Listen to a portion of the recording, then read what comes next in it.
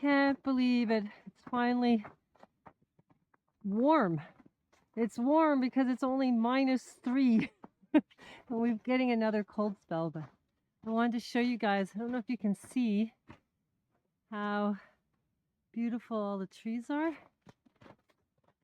Just going down the lane, and this is a magical day when the snow is settling on the branches of the trees. It doesn't happen often because the snow has to be a bit wet, and we hit the freezing mark yesterday, and so then it started to snow, and now it's like magical wonderland.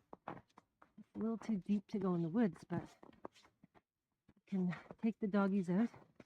And I wanted to talk to you guys about the urine therapy. I can't believe the difference it's making in my dogs. Okay, so this big Weimar that I have, he's 16 this year. Okay, and he has episodes of epileptic seizures, and I thought I would lose him a few times, but since I put him on the therapy, he's like looking like he can actually run a little bit now. He can kind of gallop, and he's starting to like get his strength back, and his coat's looking shinier. There he is staring at me. He knows I'm talking about him. He's like, oh, I gotta go up that hill. But anyhow, he's like doing so much better. Come on, don't turn around. You gotta keep going. Come on. Come on, you can do it. Come on. He's gonna go, no, I'm going back. No, he's bagging it. He's doing better, but he's like, that hill's a little steep. But anyhow, I wanted to talk to you guys about that because I did start it about 2 weeks ago.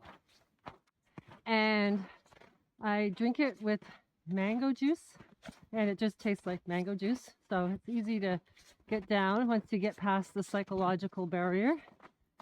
And what I've noticed is my body, I literally feels 10 years younger, and it's starting to look 10 years younger.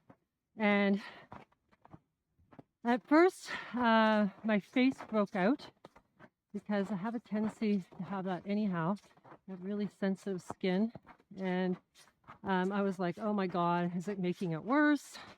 You know, is it, you know, like I feel good, but I look terrible.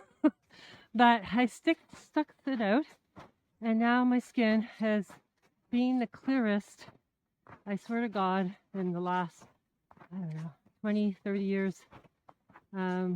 So I'll let you guys take a look. Hang on a sec. Here I am. And hang on, I wonder if I can, I'll spin the video around another time. But anyhow, I just wanted to show you guys the path and how amazing it is to be out without it being -25. And talk about the therapy, and encourage you guys to do it if you have the inclination to try it.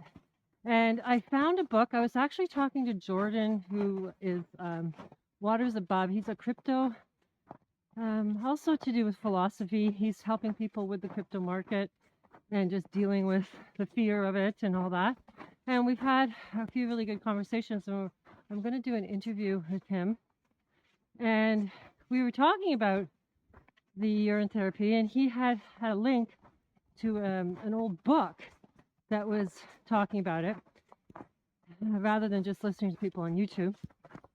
And what was fascinating in the book, it was taking all the biblical texts referring to the living waters, and also other religious texts from other cultures, and how it's in all the texts that this is the fountain of youth, and that you are able to self-heal. And I'm really believing that, you know, the whole phosphorus mythology to do with Venus, I really do think this is part of the harvest. I really do. I still believe that's what the nectar of the gods is, that they come for their harvest because they need it, because otherwise they can't have this kind of immortal life. Because I think you have to be a psychokinetic being to be able to create this nectar. And I think humans are way more magical and way more, dominant in this area, probably in the whole universe. And that's why we're suppressed and kept in fear, because it's all a distraction to stop you from knowing your divinity on how you can heal. And I'm even starting to think like, the temperance card in the tarot, where they have one cup filling up the other cup, because in these ancient texts, it talks about don't let one drop spill. Like you have to drink from the cup. And so I'm really starting to believe, you guys I've been talking about this for friggin' years, but it's really coming full circle now, because I'm actually doing it and I'm seeing the results, and my dogs are seeing the results. So just drink a good cup, or 3/4 of a cup with 1/4 cup of mango juice in the morning. You can drink more after you've done it for like 2 weeks, I think.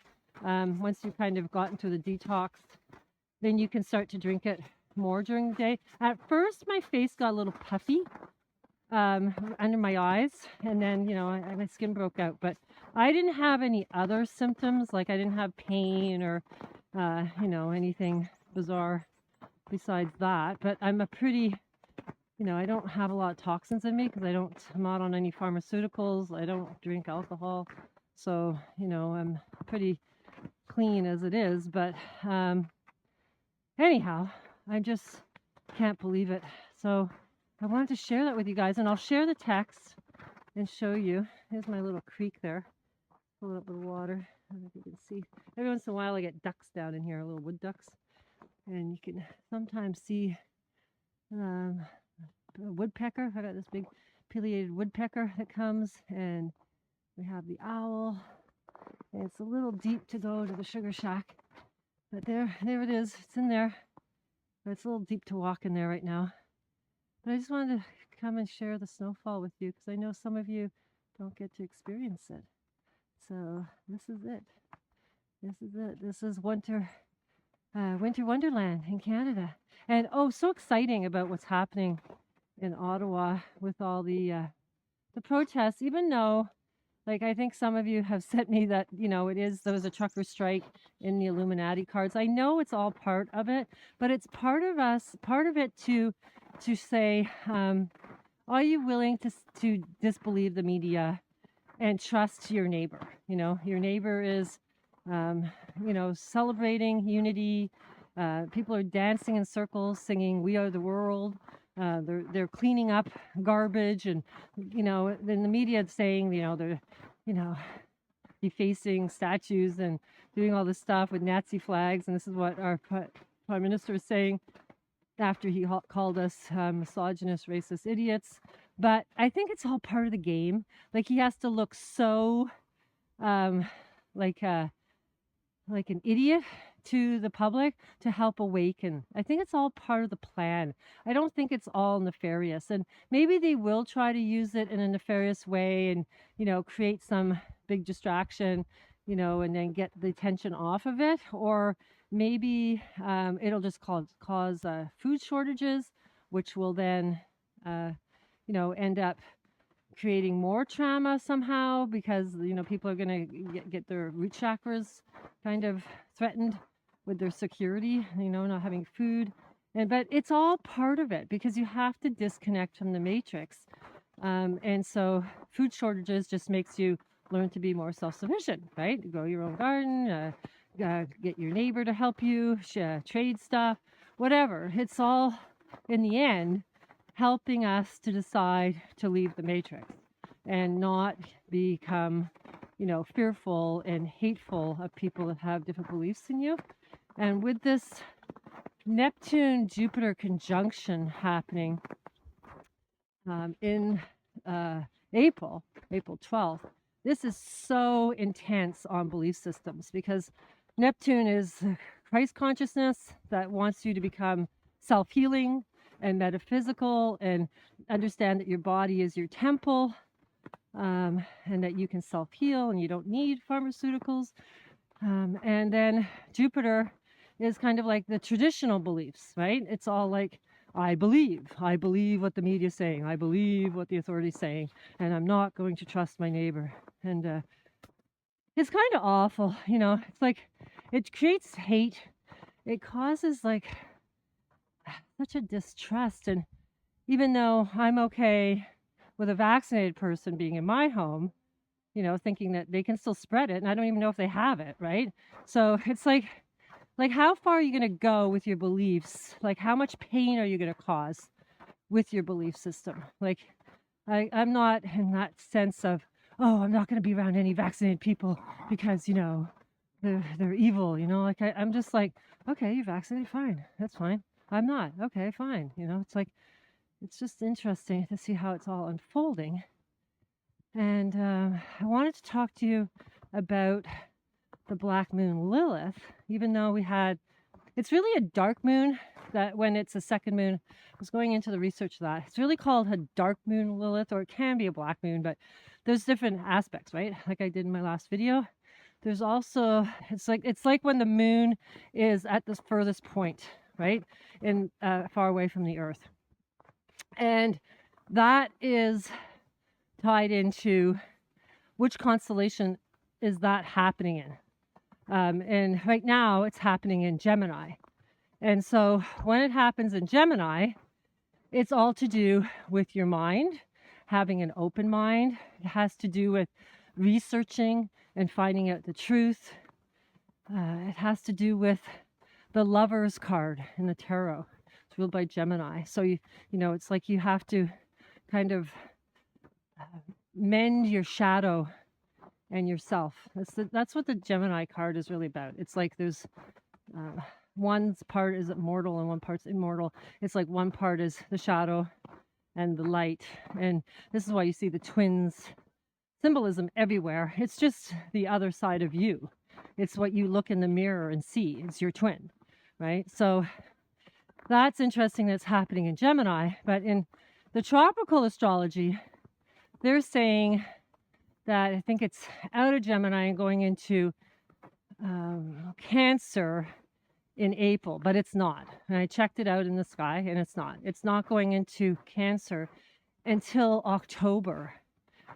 So because it's doing that in October, right before the eclipse, it goes into Cancer. And of course, the moon is doing its dark moon, black moon Lilith in its own constellation sign, which is Cancer, ruled by the moon, the only constellation ruled by the moon.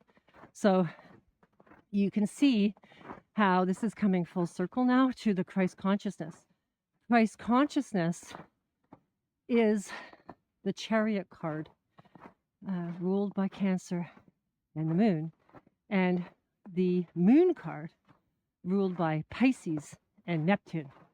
So because we have a Neptune conjunction, and esoterically Neptune and the moon are together. Why is that? Because the beehive cluster in Cancer is considered to be the manger of Christ by Ptolemy, right? So this was back in 130 AD. So then when the beehive cluster has a moon on it, or the manger has the moon on it, this is really symbolic, you know, that the moon represents family. It's the mother's milk. It's you know, your connection to your ancestral tribe. So it's very symbolic, and they also consider this the gateway of man. So then when the moon is passing from Cancer in the Lion's Gate going to the Leo, this is also a very important star, is Regulus, is on the shoulder of Leo. The star Regulus marks the heart of the constellation Leo and was also regarded as the star of kings as its regal name suggests. So it's tying into the New Testament and the Bible at the same time that Ptolemy recorded his catalog of stars. So then it's saying we can imagine that what was being read in the stars of this season told of this sacred journey from the stars of the manger to the star of the kings. So between Cancer and Leo, it's called the Lion's Gate. And this is the strength card in the tarot because she's got her hand in the lion's mouth. And that is the middle path, right? So very symbolic. This is the apogee, what it would look like. So to really understand how to figure this out, because if you just listen to a typical astrologer, they'll just say, oh, it's some location in the sky, and you just have to go into the charts and find it. You know, go into a chart system and it'll pull out where it is. But the point is, you want to know why and how this is explained, the apogee of the moon. So what I did was I went on to see on the map to see the furthest part, furthest time of the month that the moon is at its most distance from the Earth. So this is happening on February 11th in 2022.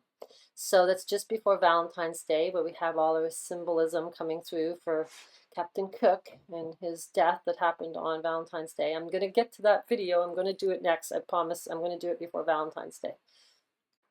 And you can see here on February 11th, the moon is right on Orion's hammer and going into Gemini. So it starts its journey into Gemini on its apogee. And this past month, it would still have been in Taurus. Now, Taurus is a very stable, earth-grounded moon. Gemini is more to do with your intellect. And so it's going to, make you be using your mind in these times.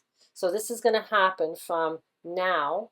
Your mind is going to be in a rebellious way. Okay, because the black moon Lilith brings the rebel out of in you that wants you to leave the matrix. So your mind is going to be in that process of thinking, in that rebel kind of, I understand my truth and I know my mind and I'm doing my research and all this. Okay, so this is going to be happening from February 11th all the way through to October. It stays in Gemini and then it goes into Cancer. October 17th is when it does its return in Cancer. It has now shifted into Cancer. And that is when the sun is on the Washington Monument star Spica, the harvest star. And the Lilith asteroid is on Regulus. So we have a Lilith apogee moon in Cancer and then the Lilith asteroid in Regulus. So it's really, really symbolic to the story of Jesus and the Star of Kings, right? So this is, and then the sun being on the Washington Monument star in conjunction with Venus, right? And then a few days later, we get the eclipse. And this is all happening with the apogee of the black moon Lilith happening in Cancer, the manger of Christ. Now, if you've been watching my channel, that the whole Washington Monument and the Washington Triangle, is all to do with Virgo, the constellation of Virgo. So this is all happening in Virgo. Now, when I was looking at the pronunciation of apogee, the highest point in development of something, a climax or culmination, the White House is considered the apogee of American achievement. And then it's also saying it's the point of the orbit of the moon or satellite at which it is at its furthest from the Earth. So that's interesting, because it's all to do with Christ, the White House. It's the glorified house, right? So pretty amazing. And just the fact that this is all tying into the return of Pluto, when the founding of the United States was happening. Pluto's in the same location in the sky. Well, in sidereal, it's going into its exact location in 2024 on January 6th, but tropical I believe it's getting there on November 19th or 20th of this year.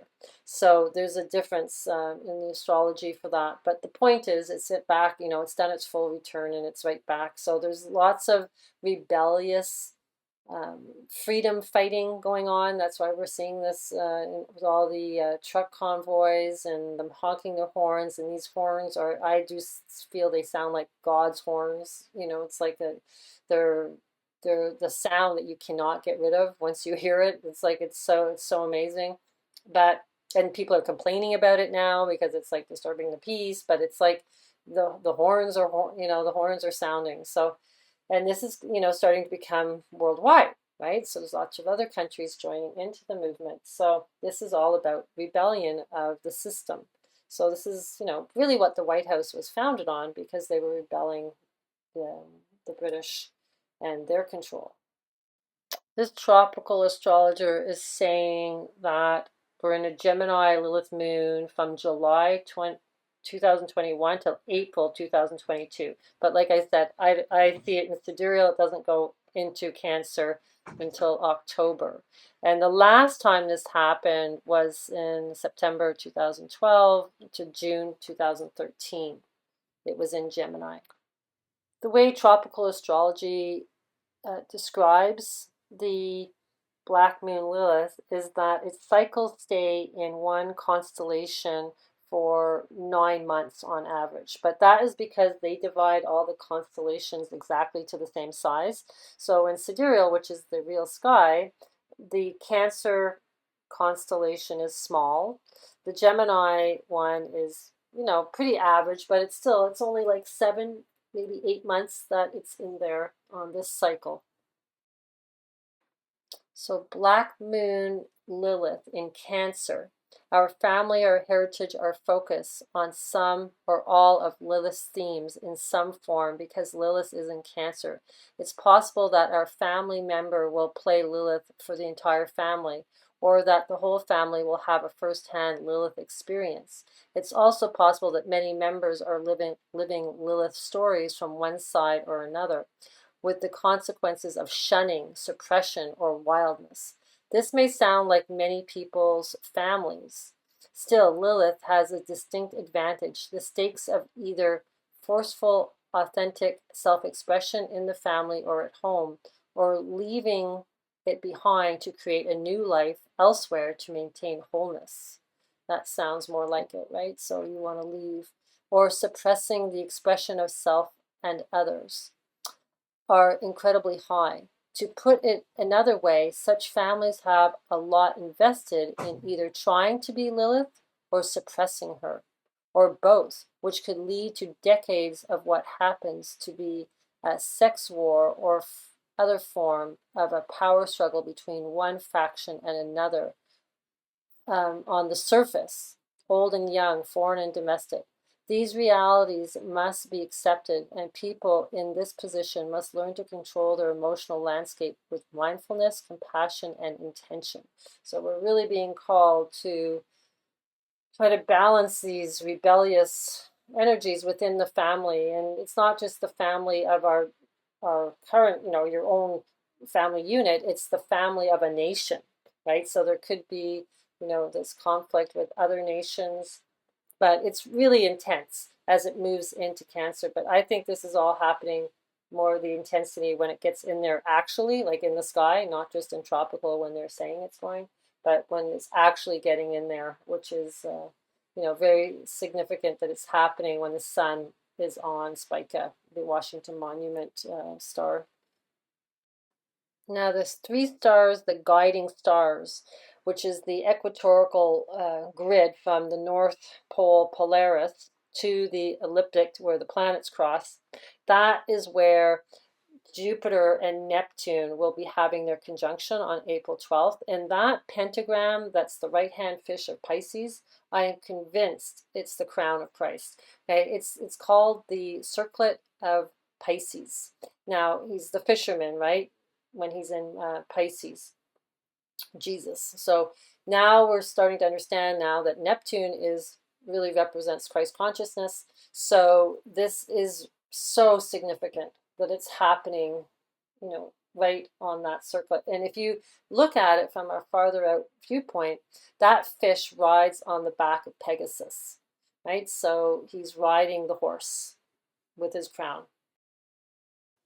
And when that amazing conjunction is happening, which hasn't happened for 165 years, the Lilith asteroid is on the Pleiades. Like, so this is like divine feminine power, right? And she's saying, you know, I'm independent. So there's going to be a really strong sense of divine Mother Earth energy that's saying, you know, we're independent of the system, right? So this is really esoteric for being right on the Pleiades, but the black moon apogee would still be in Gemini at that point. When we have the blood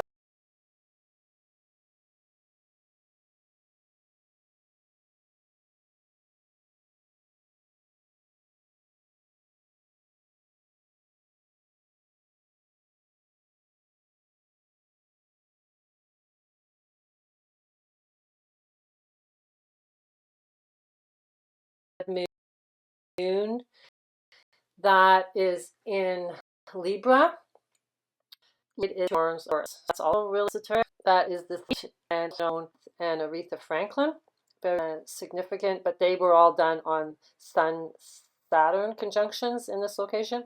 But we have a Venus Lilith asteroid on the manger of Christ, the gateway of man, beehive cluster on the back of Cancer. So this is an important August 16th as well.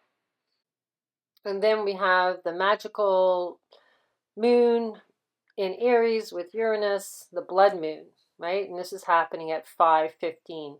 Now the eclipse is happening at 5:15, and then we have the blood moon on May 15th. So there's all these 5:15s all over the place with these, you know, different eclipses happening. So that's really fascinating.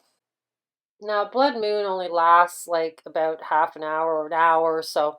So it's not the official time, 5:15, but that's where it's happening in the sky. I tried to map it out with their official times and it's not even working. So anyhow, I just think it's kind of cool that it's happening at 5:15, since that's when David Bowie said that's when the angels leave, right? And so did the Who, did a song 5:15. So this is the chart for November 8th at 5:15.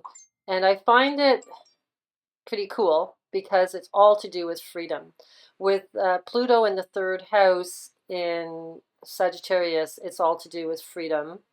Then we have Mars energy in the eighth house, which is to do with transformation, really intense transformation. And of course, that's with, you know, the Taurus and the Pleiades and the Silver Gate.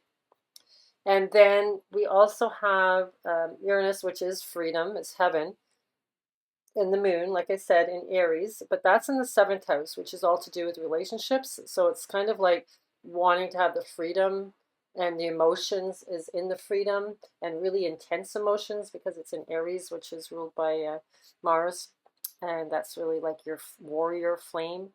And of course, this big, huge opposition to your mind and your love and your sun all being in balance. So one part of you is like going, I'm rebellious, I want out, you know, I want to be totally free. And then the other part of you is like balance and, you know, the whole kumbaya Zen thing. So it's really tying in quite well. And also Neptune and Jupiter in the fifth house, which is all to do with being creative and pleasure. And this is Jupiter there is also to do with freedom. So, and of course, Neptune is very metaphysical and happy when he's creative. Saturn in the fourth house really makes you have to open up about your feelings and show your emotions, and it's kind of blocking it a little bit, but you have to learn to let go and show them. And him being in Capricorn, of course, he's in his own house, and that's the devil card. He's the guy that holds the key. So he's in his own house of Capricorn, but he's in the house of home. So he's kind of ruling um, the Cancer, which is the gateway of man, and he holds the key. So Cancer is the gateway of man, right? So it's really that blood moon is like really tying into a lot of freedom fighting. The eclipse, not so much. The eclipse, when I did it on the chart that happens on October 25th, doesn't seem to have that freedom sense to it where the chart is reading. But I really like that Taurus is in the 8th house because it is tying all into Mother Earth, and that's ruled by Venus and Earth.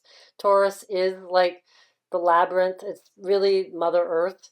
And then Chiron, the wound, the key that represents the Ophiuchus constellation, is in the 6th house, and this is the 6th house is to do with working, but it used to be known as slavery. It's really like just being a slave to the system, and Chiron wants to transform the system, it being in the 6th house. So yeah, so it's all really to do with transformation and connecting to earth and wanting freedom and being in balance with your mind and your heart, both in your 1st house, which is to do with self.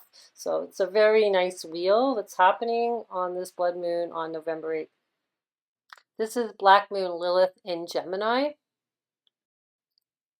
Lilith asks you to kind of heal your wounds. Okay, so however your Lilith's wounds have manifested, which you can tell from house placements, you'll learn that the more information can often mean more ammunition.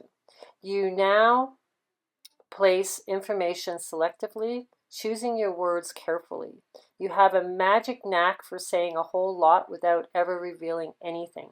After a lifetime of not being heard or having your words weaponized against you, people have to really earn access to your authenticity. So you also make sure to arm yourself. When in doubt, you research, learn, and collect. So you've been down more Wikipedia and YouTube rabbit holes than you care to admit. And I think that's us, right? You spent many long nights trying to hold down your anxiety by cramming more and more information into your brain. You have learned to rely on your intellect at the expense of your intuition. Well, it's kind of interesting because I think some of this, it's intuition that's leading me down my intellect, so it's the opposite. And when things are really tough, when you're backed into a corner, or when someone tries to pin you down, you are an expert at evasion, verbally bobbling and weaving, changing topics, white lies, and breezing right past potential conflicts are your specialties. You're great at using a million words to say nothing. You may also just be entirely silent because of what you say could be used against you. So why say anything meaningful at all? The best way to mitigate this frustration is to channel Gemini's opposite sign, Sagittarius. Sagittarius is radically honest, not because honesty is safe, but because hiding your soul is even more dangerous. Sagittarius also puts knowledge into a broader context, allowing you to see your wounds as part of a larger narrative, which relieves some of the immediacy of pain. There's a bigger story here, and you are a vital player. Now, Pluto is in Sagittarius. So, this is, it's all to do about the soul, right? And hiding, like bringing your authentic soul to the surface. So, yeah, so that's Black Lilith in Gemini. Moon placement. The metaphysical history of uropathy. Now, this is where they're talking about, and this is this book that I was talking to you guys about. If you seek to expand your knowledge through backup research on this topic, please keep in mind that urine is synonymous and interchangeable with the following terms and phrases: tree of life, manna, soma, blood of Christ, blood of lamb, living waters, elixir, water of life, bodily fluids, river of life, locust flower, rose, cross, ankh, wine, spring, well, stream, fountain of life, fountain of youth, and others. So this just blew my mind when I saw this in this book. I was like, all my research has brought me to this belief, and there it is written in a book. Papyrus translation. The water of life is given to you. Drink it and wash your body with it. It is given to you for your spirit, mind, and body, for the man and woman inside of you. The water of life is given to us to make us whole, oneness in ourselves. It increases the ability of the hidden senses. It gives one courage, strength, and freedom from fears and attachments. The water of life will enable men and women to live together as one in this world and in the world to come, making both worlds into one place. The water of life will create a civilization far superior to the one existing. Noble character traits will be its sign. This civilization will guide the sciences and the arts. It will guide the spirit, mind, and body for further growth and increased wisdom. It will give birth to the unity of both worlds. The water of life will increase your love and knowledge. It makes you more whole. It will help you to be what you are, a perfect creation. Isis, the servant of mankind and mediator of the idea of creation, is giving the key of higher living. With spirit, mind, and body, we have to guide men and women with wisdom similar to that of a priest, teaching the water of life and the life principles for this world and the world to come. I am just blown away by that, because I'm just like, it is true, because this is what the shamans would do, right? With the Amanita muscaria, they would eat it, and then they would, process it, and then they would serve the urine to their tribes, as they were the medicine men, and that's how they would heal their tribes. So by knowing that, I was kind of like, okay, it's just a way to dilute the Amanita muscaria so it wasn't so strong. But now I'm really understanding it's more the urine than it is the Amanita. Okay, the Amanita for sure gives you a sense of calmness too, because I do drink microdoses of that, not every day, but I have done, and it just kind of keeps you a little bit more calmer. But when you start drinking the nectar of life, you start to just feel this sense of peace all over you. It's the strangest thing, and it's really a nice feeling. So there it is. It's right in the text, and this is a translation. That was Egyptian text, and this is from Revelation 22:1-2. Then he showed me the river of water of life, bright as a crystal, flowing from the throne of God and the Lamb, through the middle of the street of the city. Also on either side of the river, the tree of life, with its 12 kinds of fruits, yielding its fruit each month, and the leaves of the tree were for the healing of the nations. And then also, I thank thee, O Lord, for thou hast lodged me beside a fountain of running waters in a waterless land, and by a spring in a parched land, and by channels that irrigate a garden of delight in the wilderness.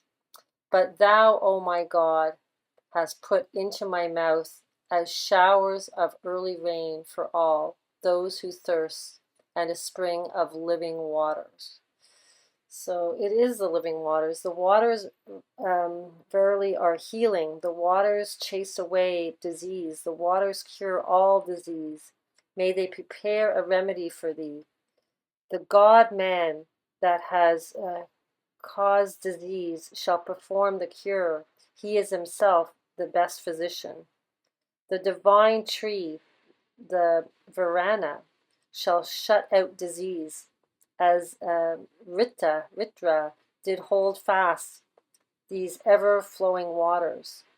Thus do I shut out disease from thee with the help of Agni Varasvanara. So, wow, that's Hindu. So there you go. It's all different texts, all saying the same thing. So some of you have sent me this golden cube that they've set up in New York City. I believe it's in New York. And then when I was looking through the comments, somebody had put in piss cube, and I'm like, piss cube? What is this, a representation of urine? So yeah, there was an artist in his art was called Fill My Piss Cube. So he was a transgender person when Trump said that they couldn't use the opposite sex toilets. And so then he decided to create a movement where it would be like he had to hold his pee. So he started collecting all his pee for 200 days and created this art sculpture with all the bottles behind it and this big huge tank. I think it was 200 kilograms of urine that he's actually kept from going bad by putting borax in it. So yeah, this. So I don't know if that golden cube is representing urine. And of course, with the interview, he brought the golden nectar into it. But when you hear these testimonies, and there's a lot in the Bible quoting, it's really crazy, he says, So, yeah, so he has all these 262 orange bottles, urine capture bottles. And then he does this exhibition where he fills the last one and puts it on the wall. And yeah, that's art these days. So the eagle has landed. There was an eagle that flew into this Philippine serpent eagle, was injured and captured and given medicine. So this eagle flew into this guy's car and just sat down beside him. So it just kind of, I think somebody saw that, and it was it's very symbolic for these times because the eagle represents, the United States. And yeah, it's the freedom fighters, right? It represents freedom. And of course, Katy Perry. I put this on my Facebook. It was last Saturday night on Saturday Night Live. She did a whole skit with the mushrooms and people dancing around wearing, costumes that they were mushrooms. And of course, they say, "Eat me." And then there's the water watering the garden. The living waters is right there in the tap. So, yep, they're telling us. And like I said, this was really timely, because of the anniversary of Captain Cook's death being February 14th coming up, and they found one of his ships. So this just is a really good segue into my next video, which for sure will be on Captain Cook and all the symbolism that's tied into that. And also Trump was telling us about it. So I have that video to put together for you guys. So it's really exciting. Ah, man, it's just crazy times, but it's exciting times because you can start to see people getting more courage to speak their truth. Even if it maybe does put them on the pillars, I don't think so because it's more about unity now. It's not us against them. Everybody just wants to be unified. So that's a good message. And yeah, so if anybody wants a reading or if you want to just do a consultation with me, or if you just want your natal chart done without all the reading, you just want your chart, just send me an email. It's in the description box, and I appreciate all your support and all you guys sharing your stuff with me that you found. And it's a really exciting movie, and we're just going to keep watching the show. So bliss to you guys. Bye.